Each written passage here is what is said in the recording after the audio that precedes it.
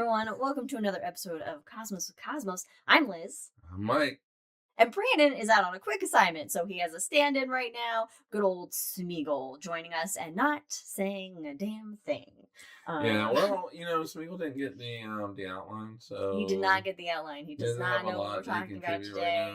Right but Brandon will pop back in when he's back from assignment, so we'll take it just to us right now. We'll let Smeagol just kind of hang out, and we'll check in on him. We'll check in on Smeags and see how he's doing. We'll do a Smeag check. I should probably put my phone right But welcome everybody to High in the Sky for March 2026. We literally before in the pre-show ramblings, which you can only see if you're with us live. We just had the epiphany that it was March 1st. Right? No, but it's like Does it say the shot? Oh, it does say the shot. I wasn't going to use the screen at all. So we'll switch it out. There we go. Back. All right. No, I had already forgotten the topic. Oh, that it was High in the Sky episode. That's how everything's going. Everybody, nice rainy day. Brains not all here, and fellowship not all here. I have not even had right a drink. I know. We even had I made a big omelet for breakfast and everything. Yeah. Anyway, it's High in the Sky. But we had those omelets so we could prepare for the drinks that we're drinking. So what are you drinking, Mike? Well, my drink name was going to be what your drink name was.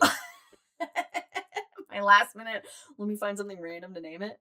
Yeah, but I switched over to K218B. It's kind of in the same vein, though. Yeah. This is nothing more than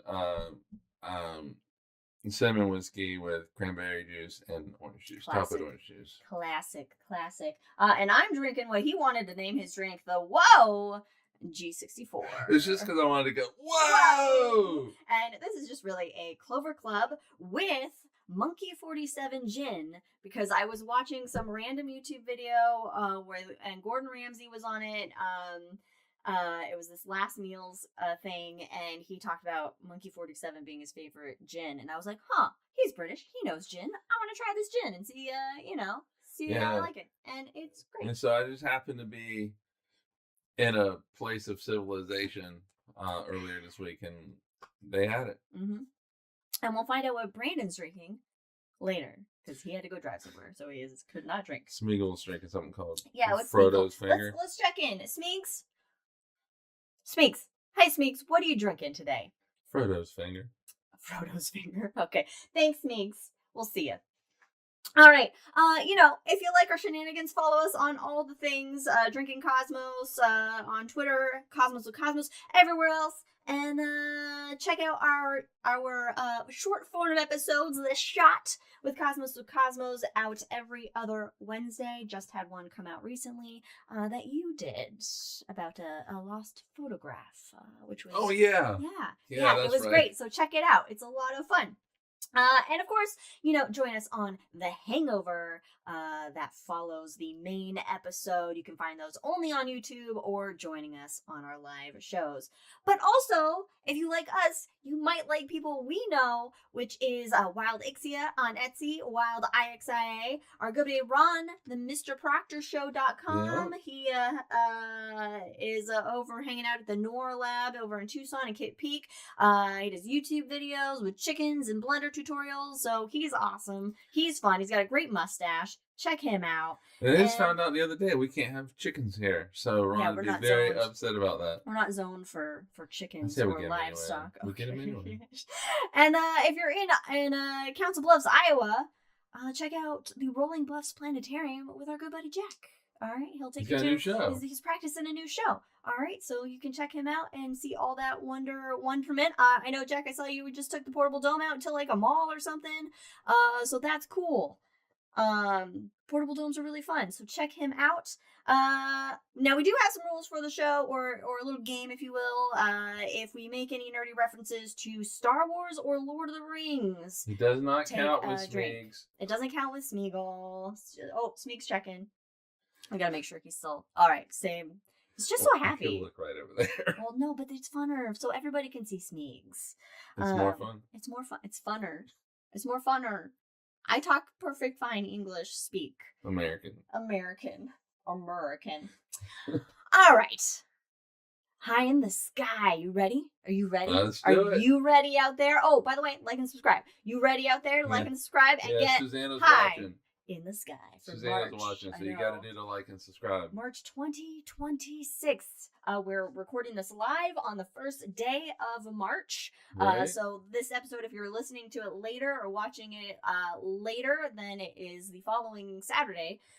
Depending on when you're watching it, it's after the 1st of March, but still in the beginning of March. And our constellation highlight this month is one that we've probably done before, but I don't care because I like it and wanted to talk about it again, and that is Canis Major. Big dog. The big dog. Or greater dog. What is wrong? I mean, there's nothing wrong with like talking about the dogs and cats in the sky. You know? Is there a cat? There's no cats. Well, there's lions. There's cats. There's big cats. There's big cats, but there's no little cats, which is weird because cats were so dominant in ancient Egyptian society. Right. Why are there no fucking cats up there? Right. Did the Greeks not have cats? Probably not to the extent like the Egyptians did. Little cats? Oh, you know they had them because they had to get rid of all the little Greek mice and stuff. All the little Greek? Yeah. All the little mice running around in little togas? Yeah. Little laurel leaves on their head. Running their little mice senates. Talking about their little mice philosophies. You're right. Yeah. Right? Oh, God, this feels like this would be and then the Persian cats come in. Oh, yeah. It's a whole ancient history with cats and mice. Somebody do it. Somebody make that. I will watch that in a heartbeat. That sounds amazing. We should make it into a Planetarium show. But we're not talking about cats or mice. Mice or mics. We're talking about big dogs. Mm-hmm. Big dogs like Leia. General Leia Organa. One of the biggest dogs there. No, she's not. But she's a big dog. No. She's a big dog. In our house. Our big dog, Canis Major, it is a wintertime constellation. It's a great time to see it right now. It's a large constellation and it's a bright constellation. And it's also right by a very famous constellation, Orion the Hunter. So Orion's a very easily identifiable constellation in the sky. And the big dog is just to the east of Orion. Hey, Brad Rush! Hey, Brad!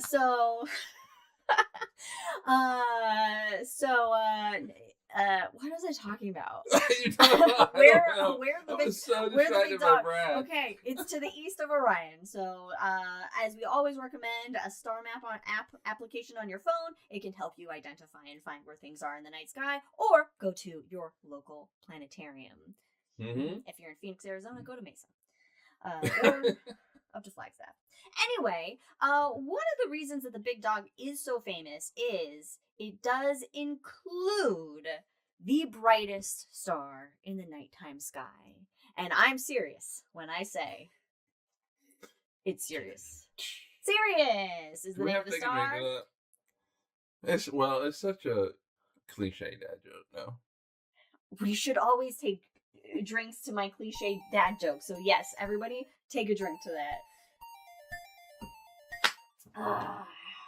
I'll take a drink to myself anytime.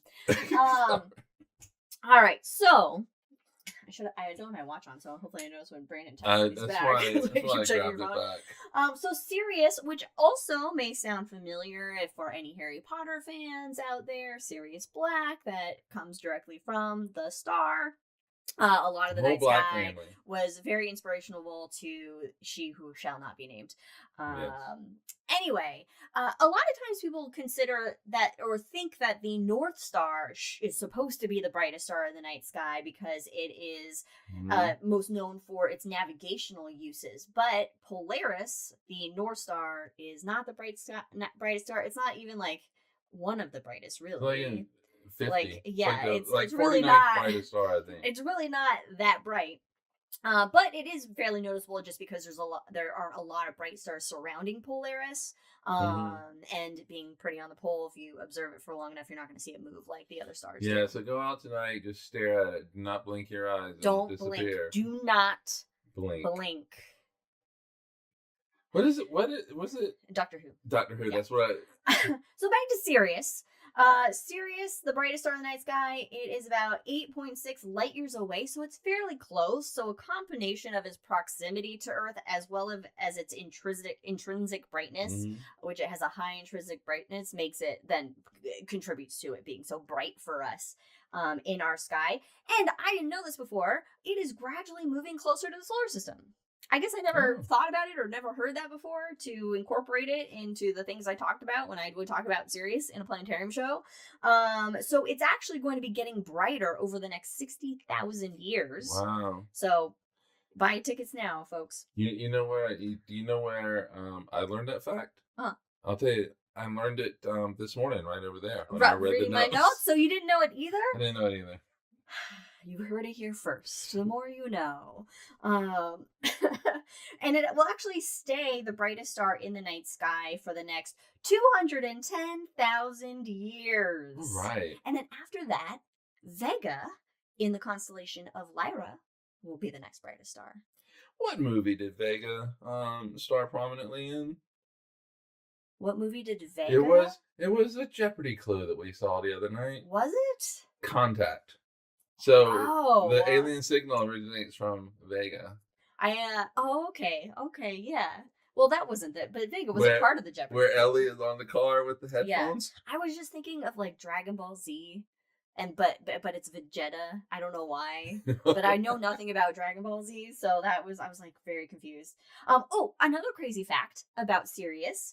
Is that due to Earth's wobble, aka precession, as it wobbles as it rotates, Sirius will be the southern pole star around 66,270 AD. Wow. And so then it'll have a really bright pole star. Yeah, very bright pole star, which the southern hemisphere doesn't have any pole star right now. So it's eventually gonna get a really fucking bright one. Yeah. So that's pretty cool. And it'll only be visible from the southern part of the sky. Well, you know what's crazy is I have to think about it because I'm in the northern hemisphere. I'm up here 40 degrees up, whatever it is, near 45 degrees up. And so to me, it's in the north, right? Yeah. But it's really below the equator. It's in the south. And so because of the wobble, yes, it would go down towards the south. But meanwhile, I'm like, no, it's got to be like a North Star at some point, but no, it's cool. Nope, it's gonna be a southern because it's pretty far from any pole right now. So. But Vega will be the future North Star in about 12,000 years from now due to the precession, Earth's wobble. So fun times with Sirius. Oh, by the way, it's also not just one star; it's a binary system. Oh, Sirius, yeah. Sirius, most stars tend to be multiple star systems. And the Sirius system, it is 300 million years old. Sirius A is 2 times more massive than the sun, and 25 times more luminous, whereas Sirius B is a white dwarf. It's what our sun will be when it exhausts all its fuel, and it became a white dwarf 120 million years ago. So it's kind of a baby white dwarf. It's a newborn dead star. Yeah, I'm trying to look up when Sirius B was discovered. I want to say it was discovered in the 1800s. Well, I mean, that makes sense. You would have had to have like a decent telescope to be able to spot it, being a white dwarf. Oh, yeah. January 31st, 1862. It was the first white dwarf star ever discovered. They didn't know what it was though. They didn't know that it had that. Yeah. But I was like, I think it's the first white dwarf. Oh, that's cool. 1862. Good on you, Sirius. Oh shit, we just a month ago just had the anniversary, January 31st, 1862. Damn, I need to get on the astronomy news better because that would have been a good shot topic. Anyway. We can still make it a shot topic. That's true. But I like it when it's timely. I'm going to steal it. Okay. In the constellation of Canis Major, there's also some deep sky objects. Now, the great thing about Canis Major's placement is that the Milky Way goes right through it. So that is where you can see that is the dust of we're looking through the plane of our Milky Way to the center of the Milky Way. So it gets denser. There's more shit in that direction that you can see. And when Actual I say astronomy shit, term. and when I say more shit, I mean amazing, awesome sights of the universe. And there's we're beginning to go into, I guess, galaxy season. So it's like where amateur astronomers, they do like little galaxy hunts at like star parties and stuff, and it's like this whole like there's like marathon things and whatever, and how many fucking Messier objects you can spot and all this kind of shit. So it's a good time of year, even though it's a horrible time of year because it's freaking cloudy and rainy. Well, for us, at least in the Pacific Northwest.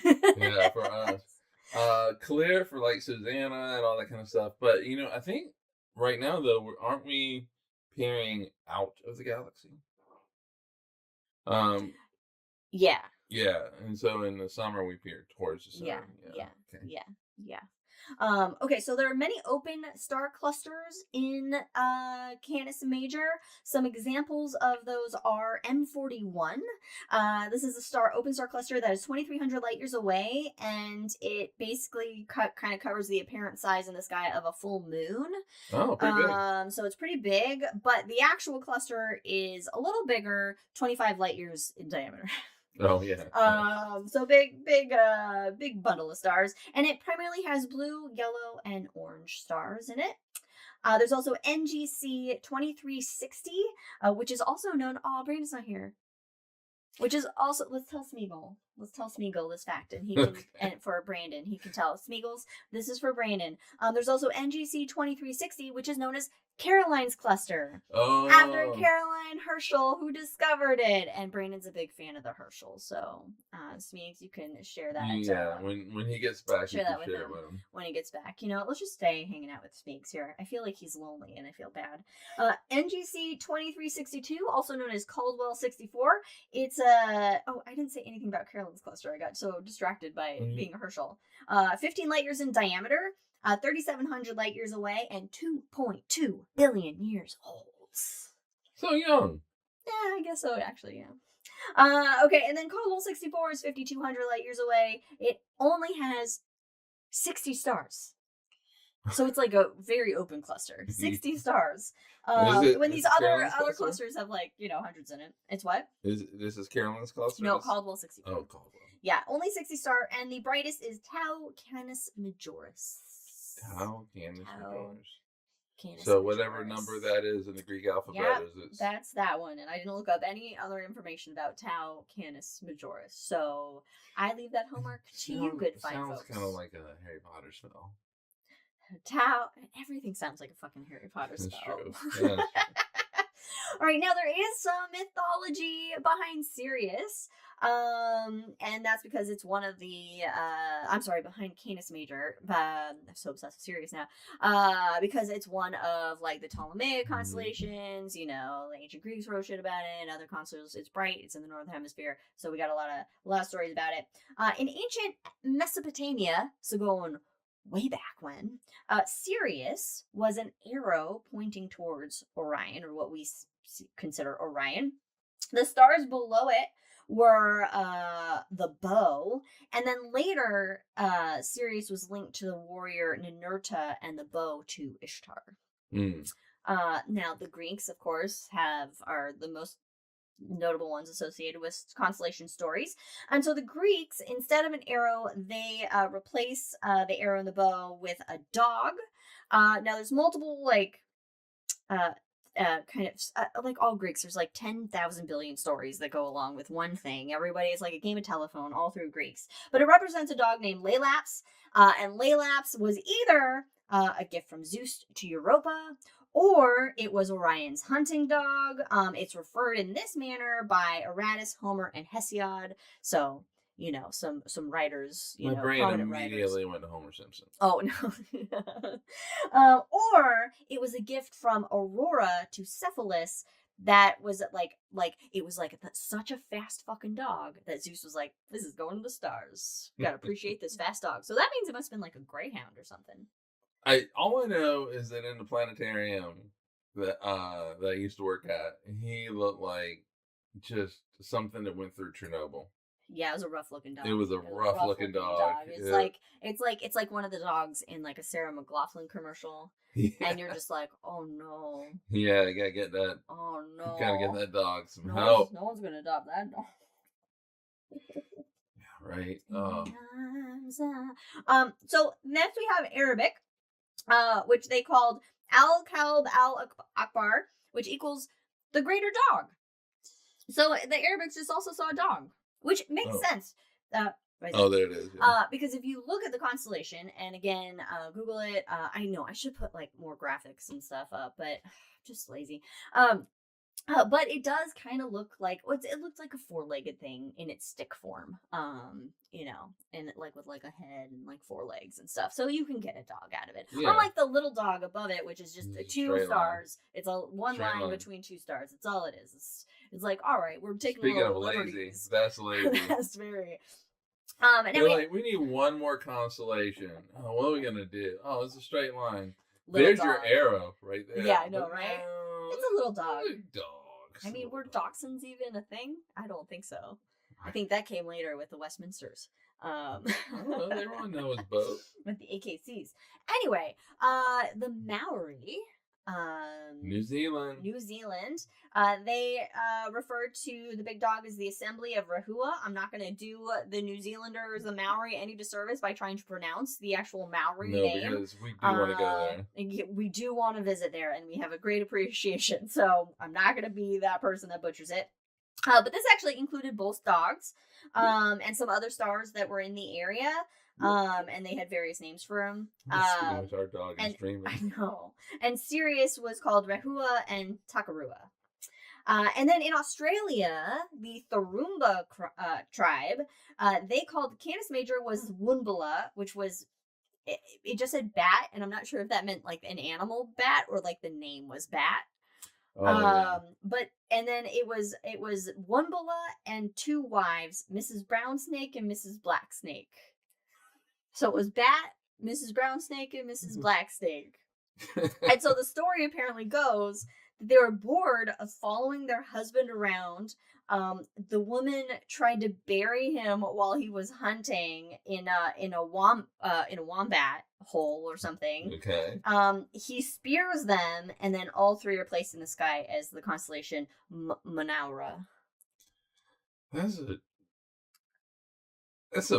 a marriage counseling story right there. You know what? It's actually kind of funny because it made me think of the Seven Sisters story with Subaru and how like the men were out hunting and all the wives had to eat were fucking onions because they ran out of fucking food. So the husbands came home, the wives smelled like onions.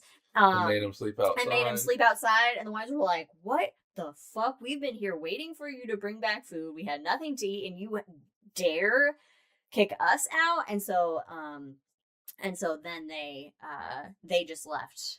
Well, they left. No, they're like, fine, we're just gonna go up into the stars. Right, so they had a magic rope. They got them up there. Yeah, they went into the stars, and then the husbands got lonely, and then tried to chase after the wives in forgiveness. And the wives were like, no. Yeah, the wives are the Pleiades. The husbands are the Hyades. Yeah, so don't give your wife shit for smelling like onions. No, wait a minute. Why did the wife want to kill him? They were bored of following him around while he was hunting.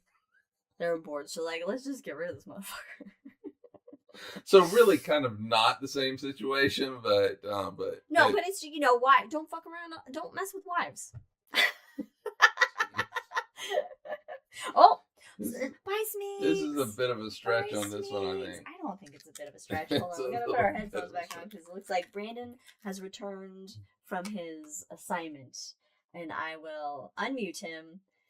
He can't hear us yet because his headphones aren't on. Now his headphone is in. He can hear us. He's unmuted. Welcome back to the show, Brandon. Oh, dear Lord. Thank you. Smeagol was a very good sit-in. He was very respectful. Yeah, I hope so. He said a lot of things. He contributed. He was great. Okay, well now I'm concerned he's gonna take my spot. So I think he'll be. I think he might have to do it. Well, you got back just in time because we just finished talking about the big dog, and now we're gonna move on to what else is in the goddamn sky for March 2026. Not a lot. Like some planets. We got some planets up there. Cool. Mercury, I believe, is gonna be low in the western sky. in the morning. So after I think. Mars, not going to happen. Not happening for Mars. Venus is going to be low in the western sky after sunset. Jupiter is also going to be hanging out through the nighttime sky. In fact, I went outside, not last night because it's been raining, but it was like a couple nights ago. It's been pretty clear and just been seeing Jupiter make its way closer to the moon and hanging out with it. So it's been great to see Jupiter. Saturn will be low in the western sky after sunset, and Uranus and Neptune, you need binoculars for, but they'll also be heading in that same direction because yesterday, we're filming this live on March 1st, and on the 28th, there was the Planetary Parade, which there was a lot of stuff on social media that was not what it was actually going to look like at all in the sky. That's the way it always is. It always is. I mean, it was basically Mercury, Venus, Mars, Jupiter, and Saturn that are heading to the west, but they weren't like right all next to each other or anything, and they're always aligned. Here's the thing: everyone's like planetary alignment. It's like they're always aligned. We're all on the same plane of the solar system, so they're always aligned in the sky. It's just when you can see that many at once at night or right before sunrise or right after sunset or something. It's not often that we see them all at the same time because of orbital dynamics. You know. Jack in chat says he did 8 public shows yesterday just to debunk that stuff from Facebook AI. Yeah, I remember there was some time it had to do with Mars. Mars was at opposition, and they were it like, was gonna get like really big in the fucking sky. Yeah, they were like, Mars is gonna be as big as the full moon in the sky. Super tides on Earth. Yeah, and it was like, well, and I remember saying like in the Planetarium show, like, you know, if you ever see Mars, that is that big, we got a problem. We got problems. So it's not good. We don't want that. No. So check out the planets when they're up. And again, that star app on your phone can help you identify them. If you're unsure if something bright you're seeing is a planet or not, first look if it twinkles. If it does twinkle, it's going to be a star. If it doesn't twinkle, it's a good chance it's a planet, depending on where you're actually looking at in the sky. But that star app, you can point right at it and it'd be like, hey, there's that whole there's twinkle Jupiter. Test is your first test. The twinkle test. The twinkle test. That's nice. Oh, I wonder if fairies have to go through a twinkle test before they get their wings. I'm always annoying when I'm watching a movie or playing a game or something, and I'm looking at the sky and none of them are twinkling. I'm like, dear Lord, there's so many planets. I know, right? It's like they gotta twinkle, people. Now, there are a few celestial events happening in March. Now, we did talk about this in the February episode, but I wasn't sure when the high in the sky for this episode was going to hit. But on March 3rd, there is a total lunar eclipse happening. If you are in Eastern Asia, Australia, just the Pacific Ocean, or and North America, you can see it. In fact, the West Coast, we are in luck for this one, except you're gonna have to be up at 3:33 a.m. on the West Coast of the United States. So there's that. Otherwise, it's 11:33 a.m. Universal time. What time Universal? 11:33 a.m. Okay. So yeah, so March 3rd, total lunar eclipse. So the moon is gonna turn into a blood moon. Ooh. No need for us to worry about it. No, the moon will end up looking red. Oh, is it going to be cloudy? Right? Yeah, cool. Of course it will be. It'll look different shades of red or brownish or ruddiness, depending on the particulates in the atmosphere. Yeah. So, yay. Now, March 8th, something for us here in the United States, unless you live in Arizona or whatever other state doesn't do daylight savings time. Hawaii. Arizona, parts of Indiana. I have lived in all 3. Parts of Indiana. Like, how fucked up is the time in Indiana that they're just like, wait. I don't know why. What time are you? But I have spent significant time in all 3 places. You've been to a lot of places. I've only been to 4 places. But daylight savings time for us here in the United States is March 8th. That is when we will spring forward. I know. Right? We don't like that? No, we don't like it because then it stays light out until like 10 p.m. Yeah. And it ruins telescope viewing because we want to go to bed early. You know, I've been in states that have done daylight savings for about 10 years now, and it still confuses me when and how. Yeah, I don't So spring forward. We're springing forward, everybody. But also on this date, something to look forward to. Venus and Saturn on the 8th. Okay. Venus and Saturn will be up about the width of a thumb, held at arm's length apart after sunset in the west. That's pretty cool, actually. Yeah. So they'll be really close together right after sunset in the west. So you could check that out and then go set your clocks forward. Or no, wait, it would have been set your clocks. The previous night. But coming up also in March 20th. Wait a minute, who sets their clocks forward? We're all on cell phones that just automatically. The oven just stays that time for the whole year. Like whatever it's set at, it stays that time. No, I switched the oven and the microwave. All right. We do have an analog. We do have that analog math clock. I have to change winter's feeder time. So a lot of things. But March 20th, happy spring! Hey. It's the spring equinox. We did it. I think something else is the 20th. Let me just double check. Is it your mom's birthday? No, but that's coming up real soon. Is it the fellowship weekend? No, because that's right after the birthday. That we never do. You're right. So March 20th is also when Project Hail Mary comes out. Oh, shit! Oh, that's right. Nice. And if you want to learn more about Andy Weir, stay for the Hangover book club. Book club about Martian that we all finished like 2 months ago. And we should do next book club. I forgot all about book club. We should do next book club like next episode because it's so fresh in my mind because I just finished the Calculating Stars and then get back to a normal schedule. All right, so we're gonna do the book club next time. No, we're gonna do Martian this time, and then we should do Calculating Stars next time. I'll read the book.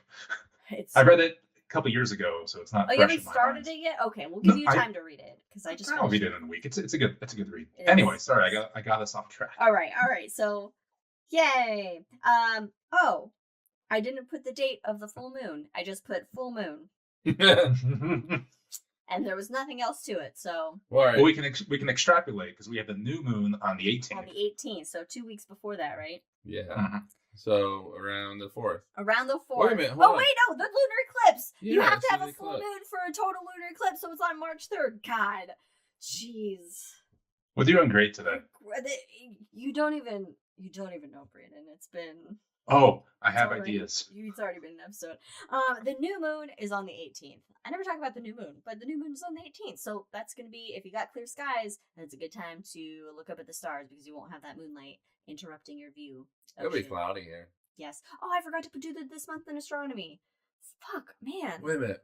The new moon is going to be hanging with the sun. You're not going to see it anyway. Yeah, no, that's why it's the best time to go look at the night sky. Oh, look at the night sky. Okay. If you don't have clouds, because you don't have the moon. I have a headphone that covers my ear. And I don't open one up.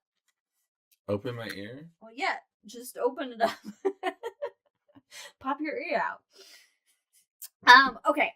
I forgot to do this month in astronomy based on the calendar that we got for Christmas that has cool facts on what happened this month in astronomy. So, sorry. So let's skip on to astronomy news. Recent astronomy headlines around the world. I like that. This is a lazy dance. I feel like I got to dance. In my mind, I was trying to put together a cool score, astronomy news now, Action 4 news, but I couldn't quite get it out, so I just my brain died. Yeah. All right.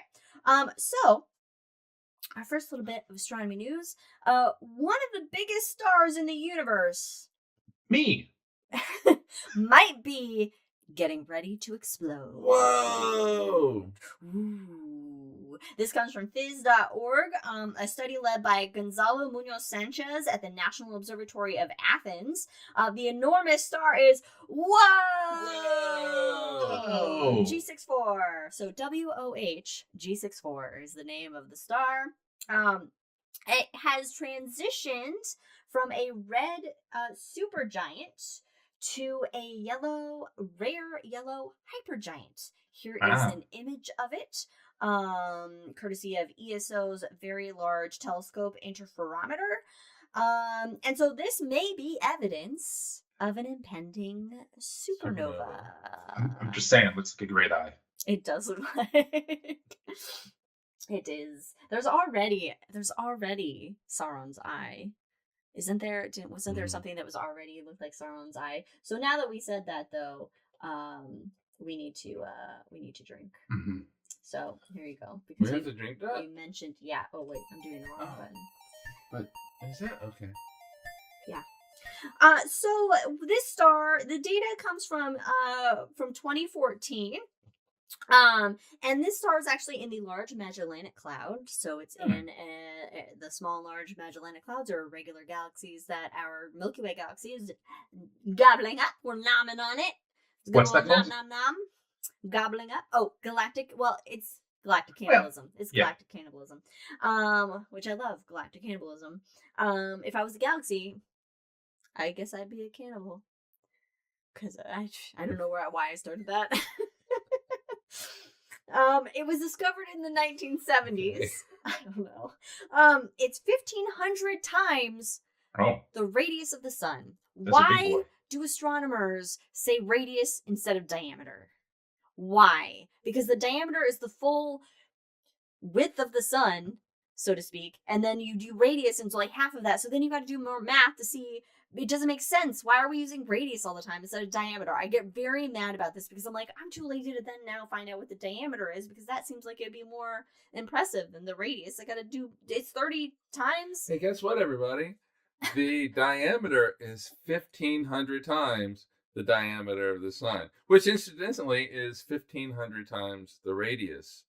I don't get it. Isn't radius half of the diameter? Yeah. If you would like more Liz rants, press 1. I mean, this is why I got a D in geometry, so we'll just... Yeah, it doesn't matter if it's radius or diameter. It's still the same? The takeaway, no, they are not the same. However, the takeaway is, no matter what, this star is 1,500 times the radius of the sun, also 1,500 times the diameter of the sun. No matter what unit you're working. How many more Skittles is it? 42. Okay, so it's just it's not like then I get it. Okay, so it's like if you said the radius was X, the diameter would be twice that, but because this is just saying it's this much greater than, the diameter is also this much the same amount of greater. Yeah, then the sun's diameter. I get it now. Yeah, then the sun's diameter. This is why he does all the math for me, because it just numbers hit my head and just bounce off. It's like we don't have time for this shit. Astronomers using multiplication is information gatekeeping. Yeah, so really, all you need to know is 1,500 times the sun. Okay, so it's a lot bigger than it's the a sun. lot bigger than the sun. Is the moral of that story. So in 2024 is photographed in detail, as you saw, by the Very Large Telescope Interferometer. So that dusty cocoon that was around the central star, they saw that. It confirmed mass loss during aging. And don't we always wish we could mass loss? I can't mass loss. I've been trying to mass loss. I can't mass loss. We can just cut off an arm. We lose the mouse that way. It doesn't grow back, so. I like to use my arms. I know. But now, not all supergiants become hypergiants. But once a star does become a hypergiant, if it does, it's a very quick descent to boomtown. Now, when we say quick, it's probably not happening in your life. No, yeah, but I mean. But quick is a relative term. Quick is a relative term. So large parts of the star was ejected away from the star. Now, this could possibly be to interactions with a companion star. Okay. Or it's getting ready to go big boom. Big boom. I mean, I'm hoping for big boom too, because. Oh, what constellation is this guy in? Is it in there? I didn't put that in there. All right, was it not? Whoa. Well, it's in the Large Magellanic Cloud, so it's going to be in the southern hemisphere. It's going to be in the southern, so we're not going to see it. Yeah, so we won't see it. I want to see a star go boom. But so if it's going to go big boom, it's kind of in this what they're calling a pre-supernova super wind phase. Okay. So it's blowing on, a lot of materials coming up. So we're basically at the end of the day, we just gotta wait and see what happens. Yeah. We just gotta wait. It could be a wait as in 2 months from now. It could be a wait as in 500,000 years from now. We must wait until we descend into Boomtown. Into Boomtown. Probably not 500,000 years. No, but, it's probably less than that. I'm just throwing out a range, but Oh, did I say what distance it is? How far away it is? It's in a Large Magellanic Cloud. Which I didn't say what distance that is, but it's a lot. It's relatively. Was it 75,000 light years? So I don't know. Keep talking. I'll it look could it have, yeah, look it up because however far away it is, I mean, it could have already happened. We just haven't seen it yet. Yeah, we just haven't seen it. That's the trick with all of space. Everything could have already happened. We just haven't seen it yet because everything's so fucking far away. 160,000 light years away. That was way off. So most likely it has gone boom. It's gone big boom. Descent into Boomtown coming this fall. Okay. Next bit of astronomy news, other things that are happening out there. Are there aliens broadcasting from Hycean World K2-18b? Astronomers just listened in. Ooh. That is... This is from Universe Today. So the star is K2-18. The planet is K2-18b. It's 124 light years in the constellation of Leo the Lion. This planet is located in the habitable zone of its red dwarf parent star. Oh, probably no life. So James Webb, it shows an atmosphere that's rich in carbon dioxide and methane, which apparently... Cow farts. Methane is fun. I know, cow farts.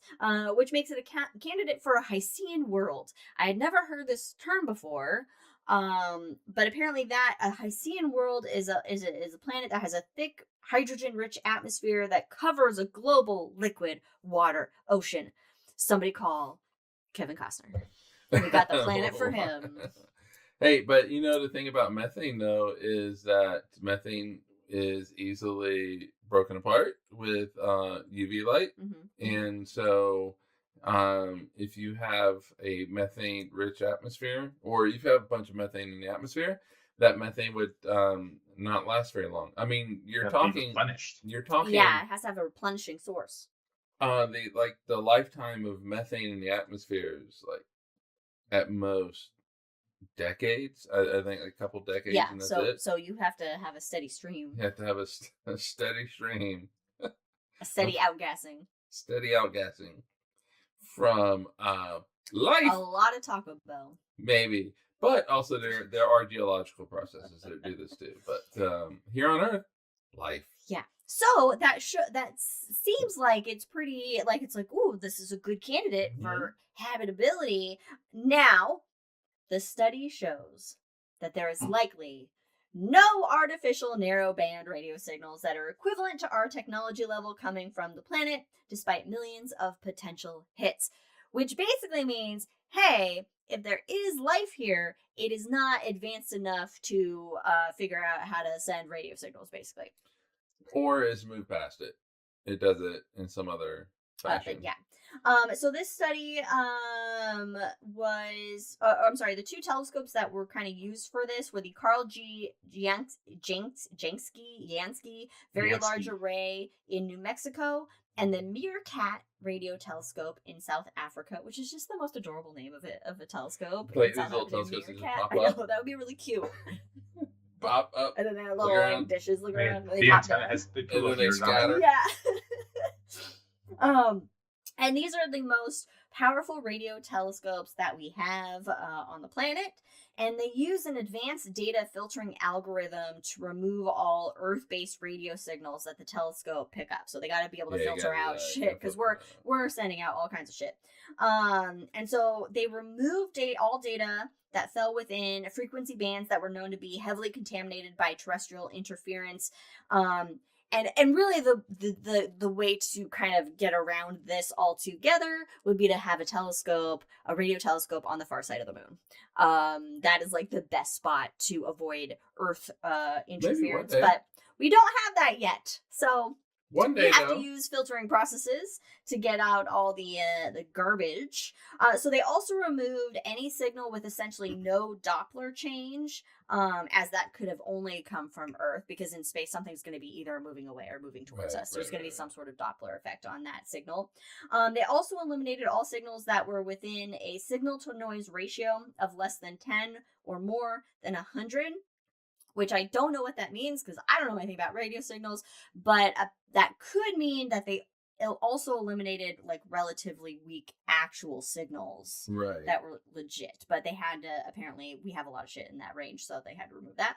And they use what they call multi-beam analysis. So what it does is it formed coherent beams, in quotes, so it's not actually like you're not going to see like this beam of light.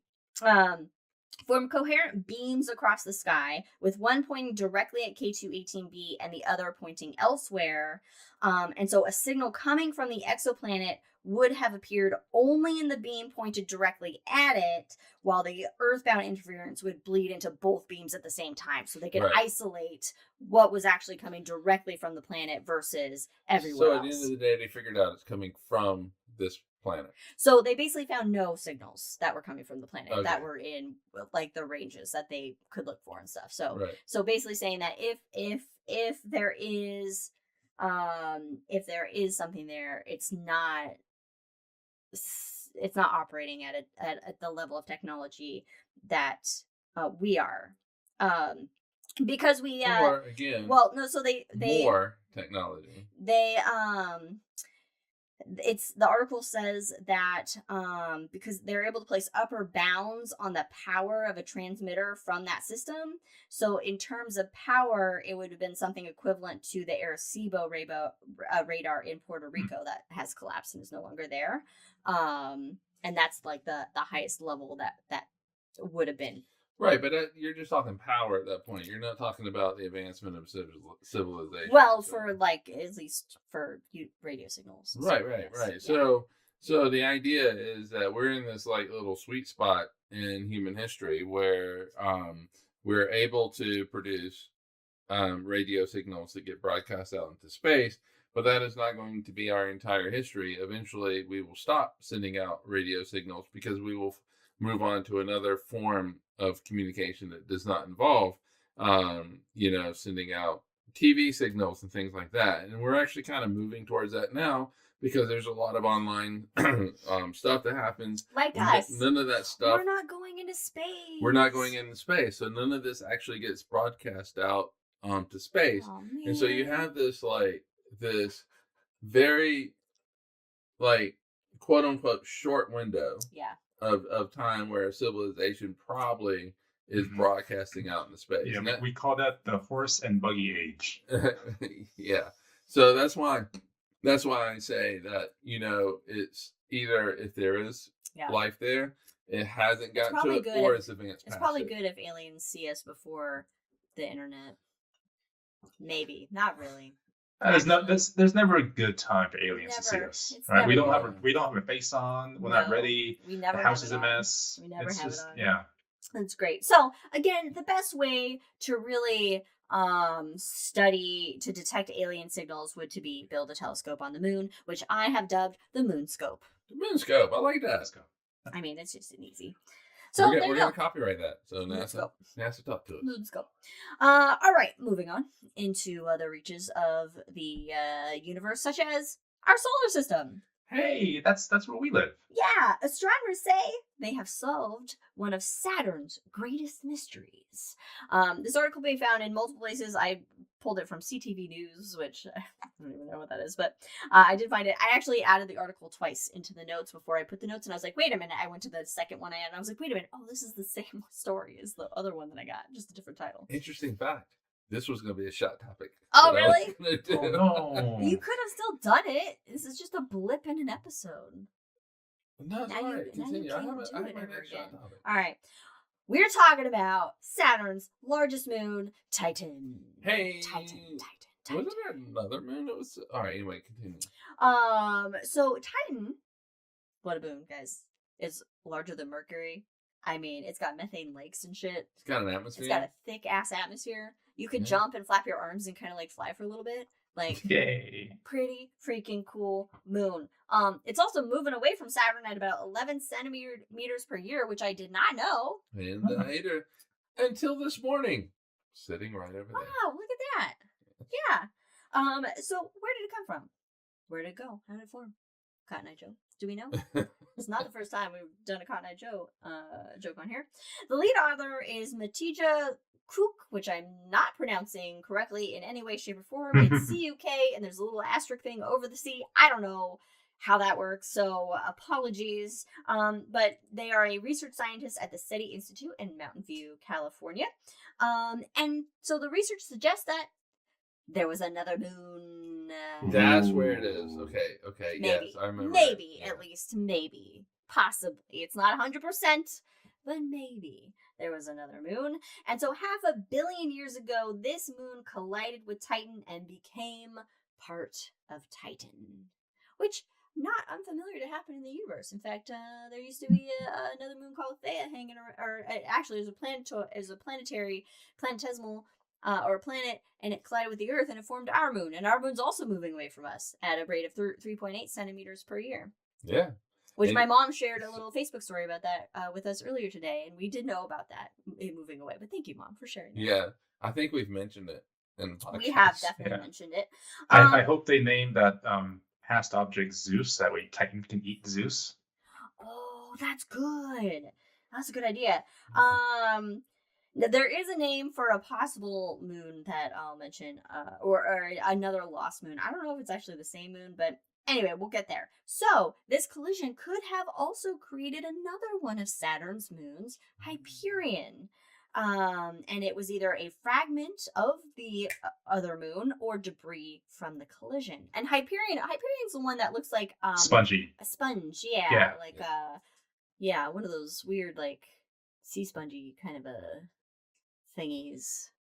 Like yeah, it does. Yeah. I don't know. Google it. Like a rough one. Anyway, so this also could have led to the formation of the rings. What? Now, the rings, I think the dominant hypothesis for the rings is that there was a moon, got too close, reached what's called the Roche limit, so Saturn's gravity had a pretty rough effect by ripping the moon apart, and then the debris of the moon formed the rings about 100 million years ago. That's the dominating hypothesis to how Saturn got its rings. So, but this still contributes to the same thing. Yeah. It's basically like that same kind of premises. What is the evidence that this occurred? As far as for the ring part of it, that Titan could have perturbed some of the inner moons into more collisions, which then created the rings sometimes later. If this collision did, what? I just added a letter. I don't want to be an edit mode. Okay, so researchers found telltale signs of an ancient collision in Saturn's tilt, which is kind of, you can obviously still see the tilt by Saturn's rings. It's tilted about 26.7 degrees off the plane of our solar system. And there has to be some sort of effect for a planet to have been tilted. Otherwise, I mean, they all form along the plane of the solar system. So something would have had to cause that tilt. Oh, Leia just needs attention. She always needs attention.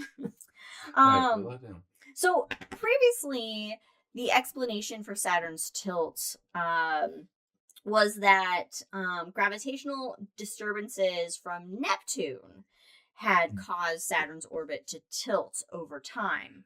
Okay, I have to look this up. Neptune seems like such an odd choice. Well, it's really far away.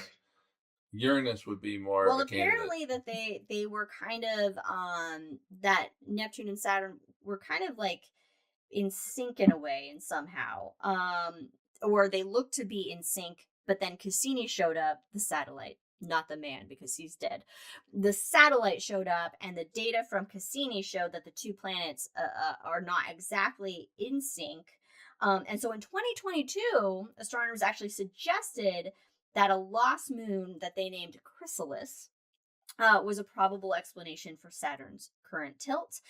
This moon once orbited the planet for billions of years, contributing to Saturn's resonance with Neptune. Yeah, I was going to say that this the syncness that you were saying in is physics resonance. would be called resonance. Yes, and please, for those of us who wouldn't be able to explain resonance to anybody else, would you please give a description? So basically, the best way to describe it, I guess, or the most simplest way is if you have it's a coaster. If something is in resonance, not in residence, if let's say, for example, this object goes around the sun 3 times, the other object will go around twice, and so it's like a 3-2 resonance. Okay. So, oh, Jack, you're messing up our camera. I was wondering what was going on. Yeah, it's because Jack is trying to mess around with Leia. Excuse me. He's trying to get the ear, and now Leia's going to come over here. But anyway, so I guess it's like the simplest way to explain kind of like a resonance, and it's all like gravitational and things like that. So there is a relationship there between Saturn and Neptune. And so then astronomers then in the past were like, okay, this is what this then has had effect on Saturn's tilt. I just think that I just would have thought that Uranus would have played a bigger role also. Well, it's off gassing around. So new research, it hypothesized that the event was not just like a moon grazing Saturn and then disintegrating, but a collision between predecessors of both Titan and Hyperion. So the lost moon, it collided with Titan, lost much of its mass, and that event would explain Titan's drifting orbit and Saturn's spin. And the gravity and mass of the lost moon then kept Saturn and Neptune in sync or in resonance, and only its disappearance explains now why they're slightly misaligned. Okay. Okay. Cool. Food for thought. Planet for thought. So the paper was published in February. It postulates that Titan's surface is as young as 300 million years old based on the lack of impact craters. And it lends credibility to the collision scenario. What's going to be really exciting, though, is the Dragonfly mission is the best way to test this theory by sampling areas of Titan's surface. This mission will launch in 2028 and will arrive at Titan in 2034. Please happen. So hopefully we're all still here. Yeah, right. So according to Carl Murray, an emeritus professor of mathematics and astronomy at Queen Mary University in London, who is not involved, he's not involved in the study, but he says it's a bit like CSI Saturn. We have a clear forensic evidence that something unusual has happened, but until Cassini, we were effectively only dealing with a snapshot of the crime scene and left trying to deduce possible culprits. Someone's a true crime fan. Yeah, right. So yeah, very interesting. And I think this also shows why it's so important that we send spacecrafts to planets in our solar system and have spacecrafts there studying them, because we can gain so much more information and learn and understand the formation of our solar system, the planets that are in our solar system, better than just looking at them through telescopes, because there's not much you can gain from just that method. And the Cassini spacecraft, which was at Saturn for how many years? 2004 Not to enough. Yeah, right. 2017 or something. Yeah, definitely. I'll get it for you. Not enough. But the data that we have for it is just, we've learned so much about. Oh, they're still looking through the data. Oh yeah. I mean, it's just so much data that it's gonna take decades to parse through it, and it's gonna be a continual resource of Almost. It was 1 month away from 20 years. October Wow. 15th, 1997, September 15th, 2017. Nice. So exciting. So we'll see what comes to that. But you know what? It makes sense. I mean, I'm sorry. 13 years, 76 days of Saturn. That, you know, that they already had the hypothesis that a moon disintegrated and formed the rings. It's very plausible that a moon collided with Titan, and it could have been smaller and formed, and then that caused a bunch of shit. A chain reaction of, you know. It's still wild to me that moons colliding outside of Saturn and cause it to tilt 26 degrees. Like colliding with the planet, I completely get changing the tilt, but just orbits changing the tilt's wild. Yeah, but I mean, yeah. I don't know. Well, gravity, space. I mean, yeah, physics. gravity. Also, gravity. There's like resonance with. There's resonance with Neptune apparently displaying into this, but if you look at Uranus was gravitationally hit by something and it tipped over on its side. Yeah. So totally sideways. I mean, yeah. But something directly hit Uranus versus a moon's colliding and that affecting this huge gas giant. But I guess everything has an effect. And Titan's not small. Again, Titan's bigger than Mercury. It's about half the size of the Earth. So it's a fairly dominant object in Saturn's, you know, planetary system. Mm-hmm. Right. I mean, it also depends on like how this thing is coming in. I mean, physics is physics. Physics is physics, and so it's physics is physics. Yeah, and so it's like a big thing of billiards, right? And so a ball comes in, and even though I know that Saturn is not, you can't actually just say that Saturn is a solid pool ball. No, you can't hit it with a cue stick. No, I mean you can, but well, you're just gonna. So, but yeah, no. All right, now this next article that I have, I thought it was interesting, because it's more about kind of the importance of just ground-based telescopes or telescopes in general and the contributions that it can have on just a nation or a society. So a study finds that the Subaru telescope, which is located in Mauna Kea in Hawaii, the Subaru telescope, that papers doubled world average citations in early years. So that its contribution to new scientific papers was wild. So the Subaru telescope, it generated many internationally influential results and significantly enhanced Japan's global visibility in astronomical research. So it's basically put kind of Japan on the map in terms of their contributions to astronomical research. It began its operations in Mauna Kea, on top of Mauna Kea in Hawaii in 1999. And has, like, you know, contributed to a plethora of discoveries from, you know, galaxies, stars, exoplanets, what have you, just the gamut of astronomy. The Subaru telescope has contributed to. It is one of the world's leading optical and infrared telescopes. So the basically the scientific success, it also equates to how widely the research results are cited by other scientists, reflecting their influence and importance within the global scientific community. The study author is Dr. Hideaki Fujiwara of the Frontier Research Institute for Interdisciplinary Scientists at Tohoku University. So he basically put together a comprehensive bibliometric analysis using international publication databases. And if this is not the most nerd-ass thing to do, super nerd level study right here. You're doing a study on other studies. Yeah. So we examined peer-reviewed astronomy and astrophysics papers that were published between 1996 and 2007, and he identified those that were based on the Subaru observations and comparing them with Japan-wide global publication trends. His findings demonstrate that research using the data from the Subaru telescope gained remarkable international visibility and influence, and it elevated the Japanese astronomy in the global its global standing. And so Japanese astronomers gained greater access to global research networks and, like, you know, projects and everything like that. So the article basically sums it up that it underscores the broader importance of large scale scientific infrastructure, and major research facilities such as Subaru.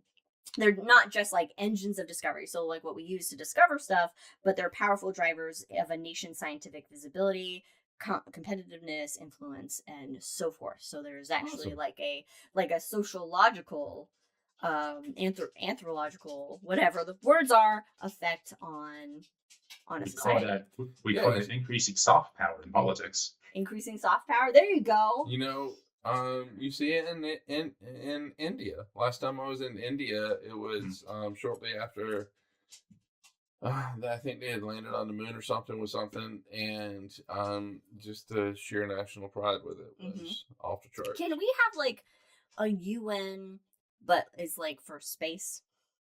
It's like a I think global that's called space the U. agency. The UN has a space sector to it. The UN has a space sector to it. Mm-hmm.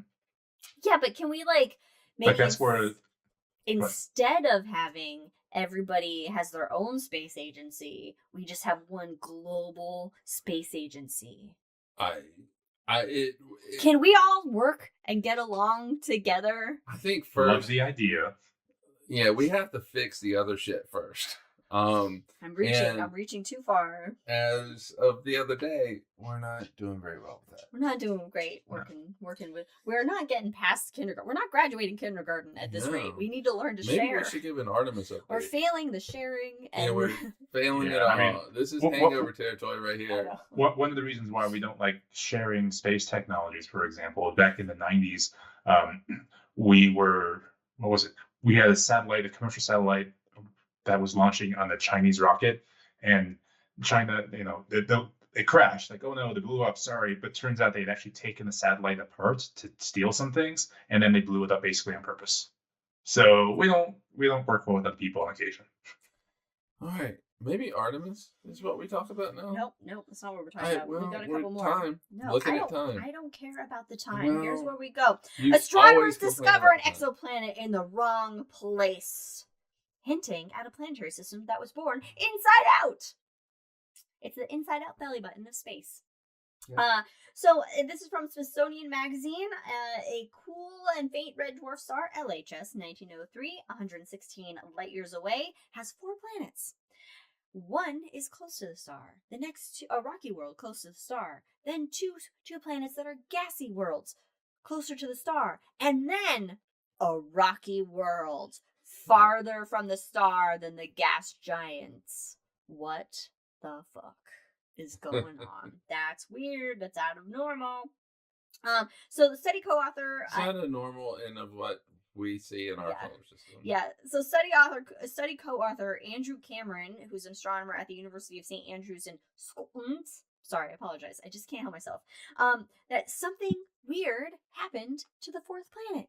Something weird was going on. All right. And computer simulations, they typically demonstrate that a planetary system's innermost members are rocky because the host star energy blasts away their atmospheres. Okay, we see this with like the solar system and everything like that. With our own solar system. Whereas gas giants, they tend to, form at greater distances in colder areas where that gas can build up. So from TESS data, and TESS is the Transiting Exoplanet Survey Satellite, computer simulations took the TESS data on the system, and they came out with that the weird planet may have actually formed without an atmosphere. Oh, it's a little preemie planet. A little preemie. Oh, a little buddy. A little preemie buddy. And so this outermost planet actually formed millions of years after the innermost ones, where there wasn't that much gas and dust for the planet to form from. Now, this could be an anomaly, or it could be the first sighting of an previously unobserved planetary system dynamic, which is really neat. It's really fun. It's fun to find weird shit out there, right? That defies what we expect, because then it's like, oh, hey, we don't know anything, right? Let's learn more.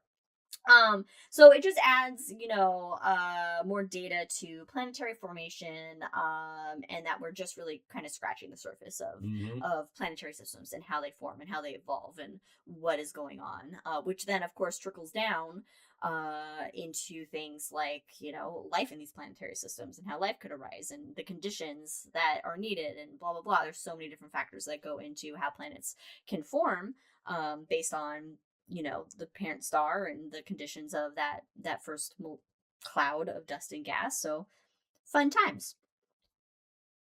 Okay. Our next, I know you're getting so. It's just too many stories. Anyway, continue. Okay. We got a big Artemis update too. Okay, yeah, okay. Yeah, I'll do this one more. I'll skip the last one. And she even added one. She added one. Oh, today. I forgot about the one that I was going to add. Okay, yeah, I'll why just don't you do that one? I don't even have that. I just saw the article headline and I was like, oh my God, that's cool. Okay, so just because cool picture wise. Yeah, go with the picture. Here's the picture. NASA Space Telescope gets first clear X-ray image of sun-like star blowing a bubble. This comes from the Chandra X-ray Observatory. The star is HD 61005. It's a 100 million year old star, so a young star. It's 120 light years away. Now it has, because it's so young, it's very tumultuous. It's acting up a lot. It has a stellar wind that's 3 times faster and 25 times denser than the sun. So it's the surrounding interstellar environment is also 1,000 times denser than our surrounding interstellar environment. It's nicknamed the Moth because of the wing-shaped debris disk. Yeah, it's beautiful. And this is an infrared light, mind you, this picture. So the dust is actually sculpted by its motion through space, and it's essentially just a window into, our early solar system. How stellar winds shape planetary environments and could influence habitability and all that. So I just thought that was a fun, gorgeous picture. It's very pretty. That was worth. And I don't know why we're drinking, but I guess go for it. Drink to the picture. I guess I'll have my first alcohol sip of the episode then. Okay, the last article, which I'm just going to read the headlines of, okay, because I just saw it and I didn't have time to look at it, but the Rubin Observatory's alert system sent 800,000 pings on the first night. So it's set up to basically have an alert system that sends out automatic notifications when there are changes in the night sky. 800,000 alerts. That's a lot of Slack messages going on, right? Can you imagine? So exciting stuff that it's like an all hands for me and Brandon. Oh yeah, just everybody. Good job! Oh, amazing. Yeah, I get it. I think all staff meetings are like that. So Reuben. Yes. Okay. Yes. How do you get? Wait a minute. How do you get on that list though? I mean, you gotta be scientists, right? Yeah. Yeah. I mean, I would just regular people just getting Reuben alerts, like that would just. I think you can go look at what the alerts are and stuff. Right, but that would be like the middle of the night, just getting all those alerts. That would make me happy. I could get behind those. There's such an active universe happening. Yep. All right, Artemis 2 update. Take it away, Brandon. So many things happened with the Artemis program just this last week. It's going great. It's going back to the VAB first of all. So originally we had a launch window, I think in a couple of days actually. Yeah. However, NASA discovered another leak. This time it was helium coming out, which is kind of important. So they're rolling it back to the VAB. That obviously is going to push the launch window back. This time it's now April 1st through 6th. Where they hit that time? I don't know, because when you roll back to the VAB, you're basically resetting a lot of things. So we'll see. Hopefully in April, we'll see. But the other big things that happened to the Artemis program is that basically that episode we did in the Artemis program, it's wrong. So Well, Check no, out our episode no, on Artemis no. It is. I almost put that in the Hold on. notes, but I wasn't sure if everything we said was just bunk now. No, It's- a lot of it is I still don't- correct. The history I- was right. The technical specs, all that stuff is Yes, still good. that was all right. It's just outdated.